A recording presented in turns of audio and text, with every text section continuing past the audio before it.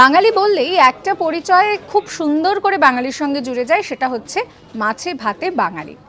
তো আপনারা কি জানেন যে এশিয়ার সবথেকে বড় মাছের যে হোলসেল মার্কেট সেটা কিন্তু রয়েছে আমাদের বাংলাতেই, আর সেটা রয়েছে হাওড়ায়। হাওড়ার যে মাছ বাজার ফিশ মার্কেট সেটা হচ্ছে এশিয়ার সবথেকে বড় হোলসেল মাছের বাজার। এখানে প্রত্যেক দিন কোটি কোটি টাকার লেনদেন হচ্ছে।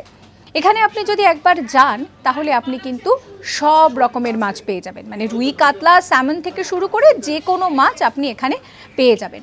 এমনিতেই এই মুহূর্তে দাঁড়িয়ে রাজ্য রাজনীতিতে মাছ বিষয়টা ভীষণভাবে গুরুত্বপূর্ণ, কারণ নরেন্দ্র মোদীর একটা ঘোষণা ছিল যে মাছ খাওয়ার উপরে, এবং সেই নিয়ে রাজ্য রাজনীতি যথেষ্ট উত্তপ্ত হয়েছে। অভিষেক বন্দ্যোপাধ্যায় তিনি কটাক্ষ করে বলেছেন যে কোচবিহারে মাছ খাওয়া বন্ধ হয়ে যেতে পারে।